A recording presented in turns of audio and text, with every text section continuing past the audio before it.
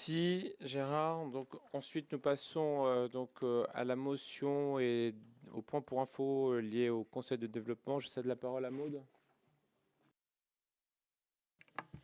Bonsoir à toutes et tous. Ce soir, vous est proposé d'adopter une motion de soutien au Conseil de développement qui, ces jours-ci, a au-dessus de sa tête, enfin, ont au-dessus de leur tête la menace d'une dérogation à leur existence dans certains territoires sous couvert de pouvoir dérogation préfectorale.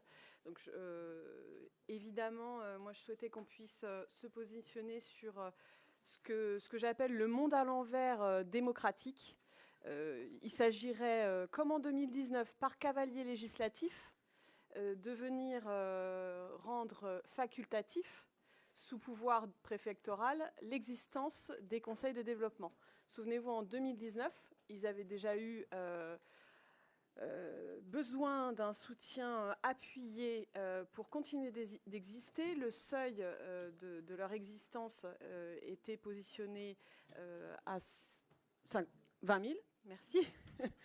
Ils ont sauvé leur tête sur un seuil à 50 000 et aujourd'hui, on laisserait dans les mains des préfets parce que des territoires seraient en incapacité d'instituer des conseils de développement et donc cette branche de la démocratie participative locale, on laisserait le pouvoir au préfet de dire c'est pas grave, ils n'existeront pas sur le territoire. Voilà, je vous propose de faire lecture de la motion.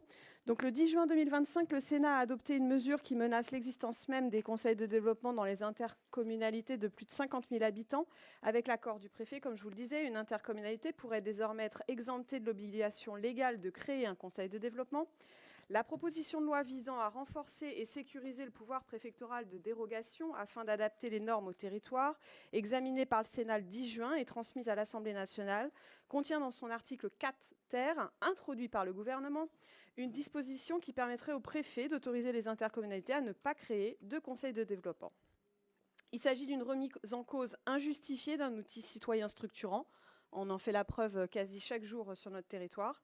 La France compte aujourd'hui 346 conseils de développement. Depuis 25 ans, les conseils de développement sont les fervents enthousiastes de réflexion citoyenne. Ils contribuent aux transitions, à la cohésion sociale, à l'animation du débat territorial, à la prise en compte des besoins de terrain et ainsi à une respiration démocratique dont nous avons plus que jamais besoin. Les faire disparaître, c'est affaiblir une démocratie locale déjà sous tension. Leur suppression est injustifiée et soulève plusieurs objections.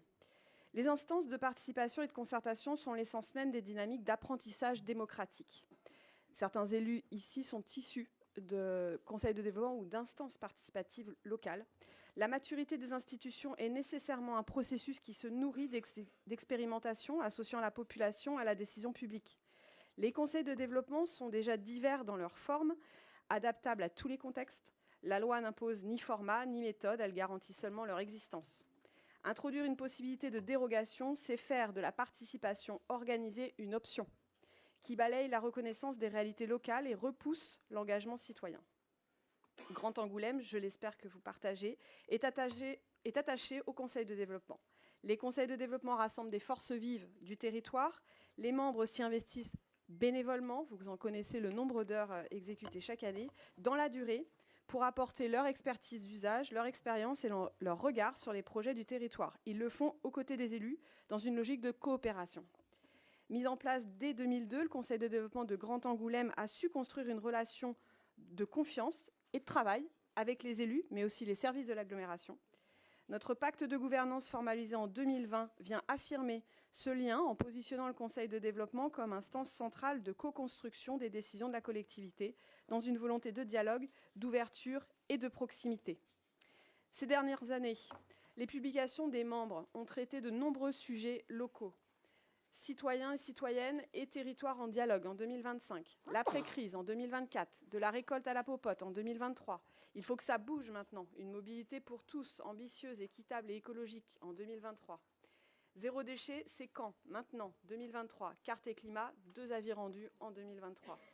Les propositions du Conseil de développement ont ainsi contribué à la création d'une mission santé également et le recrutement d'une personne dédiée au sein de Grand Angoulême ou à la conception d'une politique jeunesse intercommunale et d'une feuille de route dédiée. Ce soir, c'est un appel clair aux parlementaires. Les sénateurs ont déjà voté le 10 juin, mais il reste nos députés, de supprimer l'article 4 ter. Le Conseil communautaire réaffirme par cette motion son soutien au Conseil de développement. Nous sommes convaincus de l'importance de la parole citoyenne, de son éclairage dans la conduite de nos exercices et de sa pertinence pour éclairer l'action publique. Nous demandons le retrait de l'article 4 ter du projet de loi.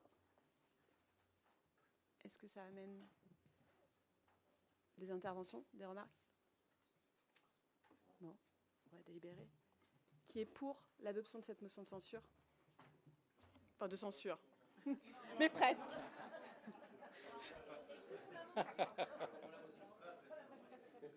De censure gouvernementale. Ah, comment? Oui, j'ai dit ça. C'est qu'elle arrive bientôt au Parlement, la motion de censure. Des abstentions? Des contre?